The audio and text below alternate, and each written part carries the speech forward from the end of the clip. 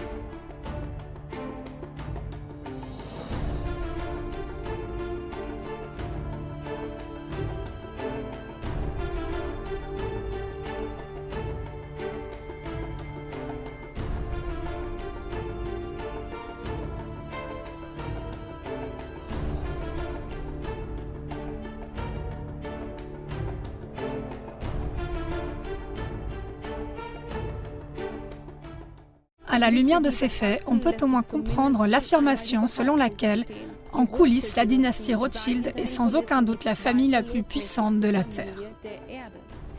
Leur richesse estimée s'élèverait à 500 billions de dollars. Aucun être humain ne peut rationnellement comprendre ce chiffre, car 1 billion est égal à 1 million de fois 1 million.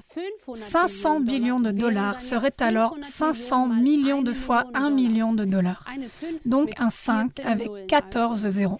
Bien évidemment, il est impossible de prouver de manière pertinente cette somme estimée. Avec des actifs de cette ampleur, ce patrimoine se comporte comme les bas-fonds de l'océan. Il est à la hausse et à la baisse à tout moment, dans des proportions incroyables.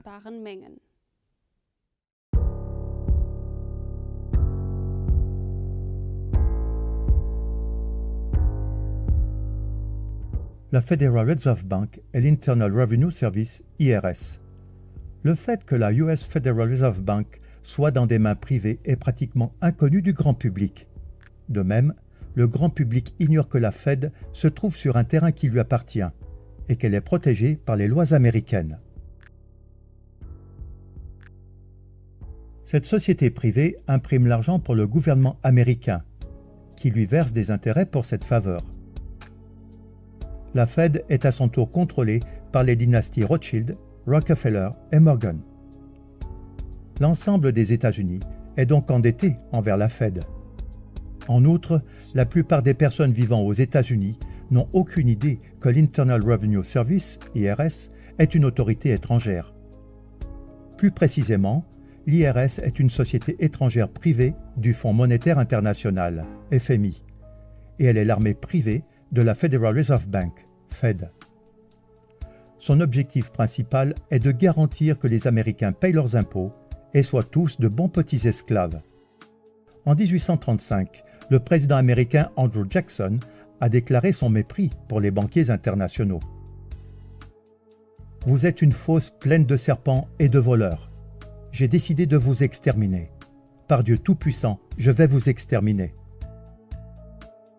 Si seulement les gens comprenaient l'injustice abominable de notre système monétaire et bancaire, nous aurions une révolution avant demain matin. Il s'en est suivi une tentative ratée d'attentat contre le président Jackson. Jackson avait dit à son vice-président, Martin Van Buren, « La banque, M. Van Buren, essaie de me tuer. » Ce sera le prélude d'une série d'intrigues qui marqueront la Maison-Blanche pendant encore des décennies. Les présidents américains Lincoln et John F. Kennedy ont tous deux été assassinés dans leur tentative de libérer le pays des banksters. Les mégabanques du monde. Il y a deux mégabanques qui offrent des prêts à tous les pays du monde, la Banque mondiale et le FMI. La première est détenue conjointement par les plus grandes familles de banquiers du monde, les Rothschild en tête, tandis que la seconde est entièrement détenue par les Rothschild.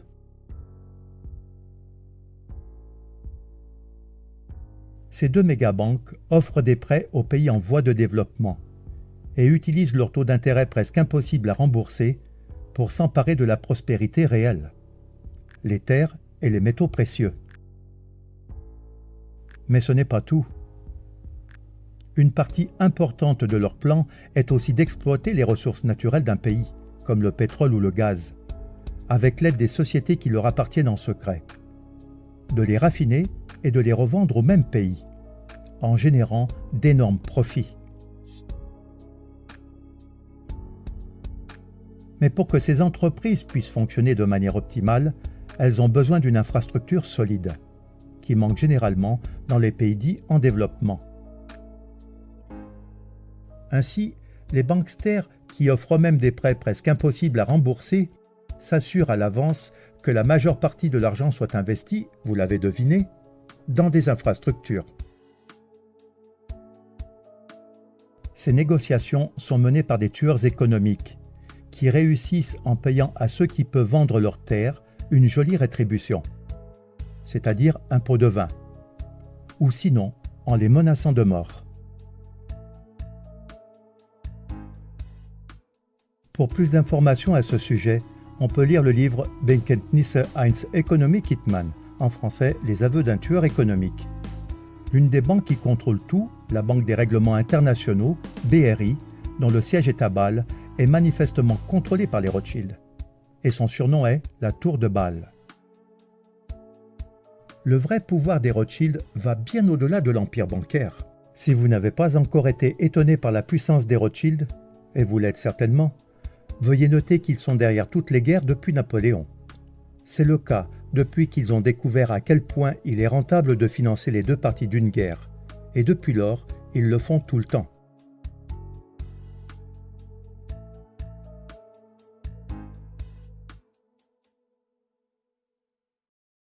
En 1849, Gutle Schnapper, épouse de Mayer Amschel Rothschild, « Si mes fils ne voulaient pas de guerre, il n'y en aurait pas. »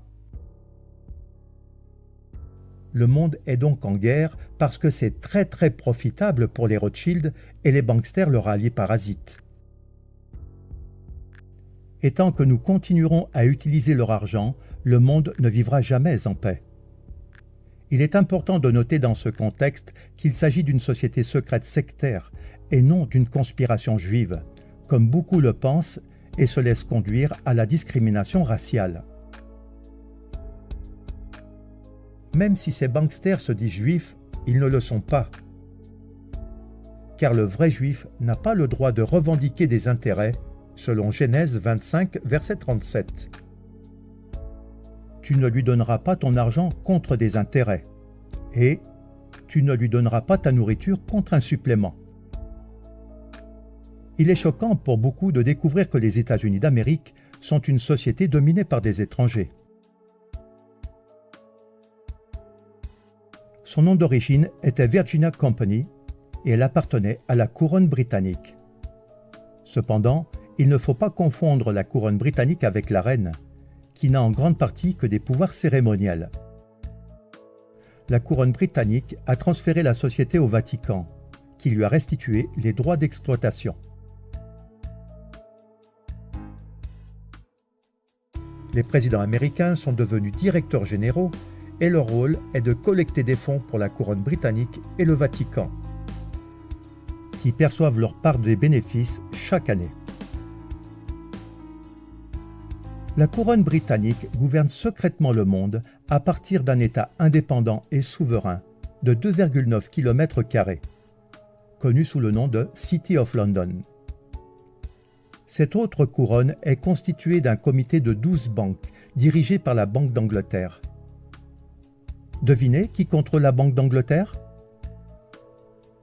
Oui, exact, les Rothschild. En 1815, Nathan Mayer Rothschild fit la déclaration suivante. Je ne me préoccupe pas de savoir quelle marionnette est placée sur le trône d'Angleterre, le royaume où le soleil ne se couche jamais. L'homme qui contrôle la masse monétaire britannique contrôle l'Empire britannique. Et je contrôle la masse monétaire britannique.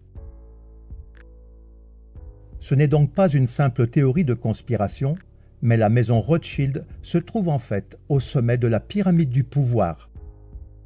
Si l'on fait des recherches approfondies, on découvre qu'ils sont le cerveau du nouvel ordre mondial et qu'ils dominent complètement d'un agenda mondial.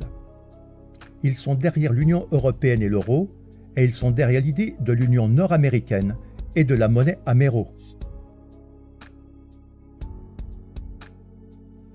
Ils contrôlent tous les services secrets du monde et leur armée privée est l'OTAN.